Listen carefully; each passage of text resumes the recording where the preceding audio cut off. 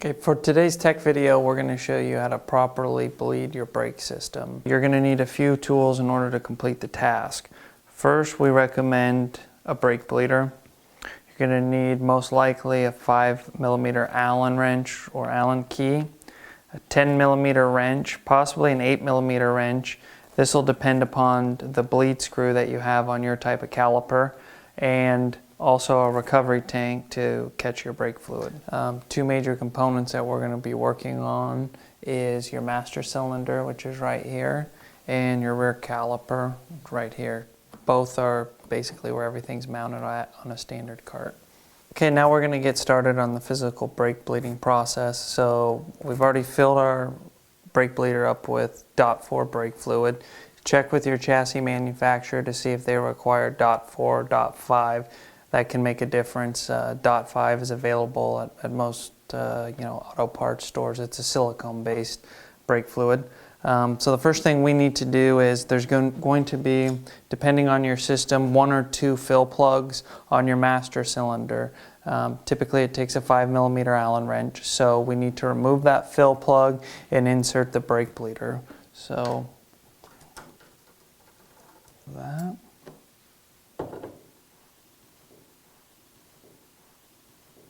Simply screw in the brake bleeder so you have a nice solid fit. Then there'll be a check valve on here, similar to any other type of valve. Turn it down, loosen your top cap to vent it. Now this is releasing your brake fluid into the master cylinder, and it's creating pressure back through the line. The pressure actually doesn't get created until we move back to the caliper, and depending on your chassis manufacturer, you'll either have 1 or 2 bleed screws. Typically they're usually on the top or they're on the bottom. You can check with your chassis manufacturer, but the process is exactly the same. So we have 2 of the right side and the left side, so we need to bleed both sides of the caliper. And in doing so, this type of system on the COMPKART takes a 10mm wrench. So we'll grab our 10mm wrench, and we also use this makeshift bottle, which is to catch any excess brake fluid that comes out.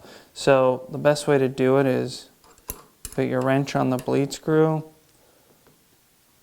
hook your bottle onto here. Now you're going to be able to capture all of the fluid that comes out. Saves you not only a little bit of money, but it helps from making a mess and getting brake fluid on your paint, which will corrode it.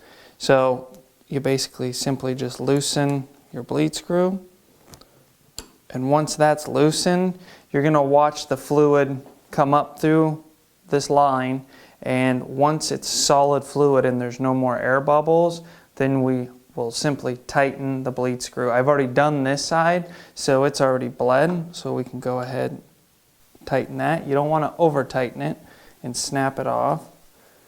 And you pop this right off the bleed screw. Take our wrench off, and then with this system it's pretty clean. You don't have any brake fluid anywhere. We'll wipe up what little bit's there. We're going to move over here to the next side. We're going to do the exact same process. Put the bottle down here, crack it loose,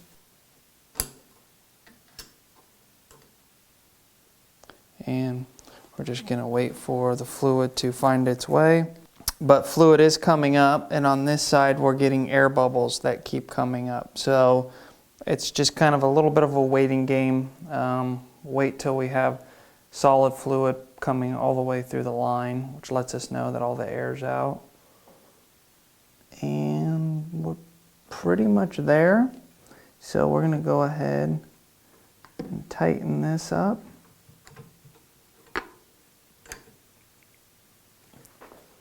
Grab our rag. Catch the extra. Set our bottle there. Wipe up what little bit of residue we kind of came on the caliper. It's always good to go back, just give it a double check. You don't actually really need to physically torque this down. Just make sure there's resistance. That steel fitting will have plenty of good bite on that aluminum caliper. So we'll set our wrench down. Now we're going to come back. We're going to shut the valve off on our brake bleeder. Let's close the top. Physically unscrew this from our master cylinder. Very, very simple setup. There's a couple different ways to do it, a couple different tricks, if you will. We like to typically just use the brake bleeder, feel that that's the most effective way. Do that to catch any extra fluid. Now that we've bled the brake system, we're just going to put our little fill plug back in with our 5mm Allen wrench. Give that a good tighten. Make sure on your fill plug, they should have a rubber O-ring or a fiber washer on there. Just double check, make sure that hasn't been damaged. Normally they don't. That allows you to get the proper seal. And then we're going to go here, get on the brake pedal. Now we have a super solid brake pedal. So now that you have your brake systems completely bled, everything's cleaned up, you're ready to go. If your chassis has what's called a self-adjusting system, as this one does, you're going to have a recovery tank on the master cylinder. Most newer chassis all have this. One other good thing to do is to check the level of fluid in this extra reservoir. So you just simply remove the cap, remove the washer and the rubber gasket inside there, and you just want to kind of check the level. Obviously you don't fill it all the way to the top because you have to account for the displacement of the gasket and the washer. Since we did the brake bleed, it's down a little bit, so you can just take your brake bleeder, crack the knob, fill a little bit of fluid up in there so you know you're in good shape. Put the gasket and the washer in there, put your cap on.